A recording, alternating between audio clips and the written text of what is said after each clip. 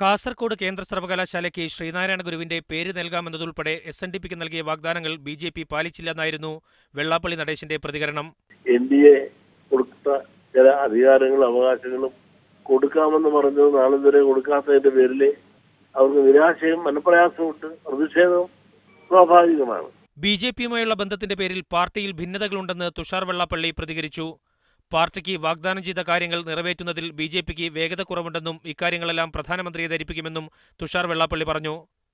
അതിനൊക്കെ ചർച്ചകൾ നടന്നുകൊണ്ടിരിക്കുകയാണ്. ഇതുവരെ അതിനെക്കുറിച്ചൊരു ഫൈനൽ തീരുമാനമായിട്ടില്ല. പക്ഷെ ആ തീരുമാനമാകാത്തതിൽ അണികളിൽ കുറേയധികം ആളുകൾക്ക് അഭിപ്രായ വ്യത്യാസമുണ്ട്. BJP-BDJS ബന്ധം മുൻപത്തേക്കാൾ ശക്തമായി മുന്നോട്ടു പോകുമെന്നായിരുന്നു വെള്ളാപ്പള്ളി നടേശന്റെയും തുഷാർ വെള്ളാപ്പള്ളിയുടെയും പ്രതികരണങ്ങൾക്കുള്ള BJP സംസ്ഥാന പ്രസിഡന്റ് കുമ്മനം രാജശേഖരന്റെ മറുപടി. കേരളത്തിലെ NDAയിൽ അഭിപ്രായ ഭിന്നതയില്ലെന്നും കുമ്മനം കോഴിക്കോട്ട് പറഞ്ഞു. യാതൊരുവിധ അഭിപ്രായ വ്യത്യാസങ്ങളുമില്ല. ഉണ്ട് എന്നൊക്കെ പറയുന്നത് വെറും കെട്ടുകഥകളാണ്. നിയമസഭാ തെരഞ്ഞെടുപ്പിൽ കാര്യമായ നേട്ടമുണ്ടാക്കാനാകാത്തത് BJPയിലും BDJSലും അസ്വാരസ്യങ്ങൾക്ക് ഇടയാക്കിയിരുന്നു. മറ്റന്നാൾ കേരളത്തിലെ NDA നേതാക്കളുമായി പ്രധാനമന്ത്രി കോഴിക്കോട്ട് കൂടിക്കാഴ്ച നടത്തുന്നുണ്ട്. മുന്നണിയിലെ ഭിന്നതകൾ പ്രധാനമന്ത്രിക്ക് മുന്നിലെത്തിക്കാനാണ് BDJSന്റെ തീരുമാനം. മീഡിയ 1 ആലപ്പുഴ, കോഴിക്കോട്.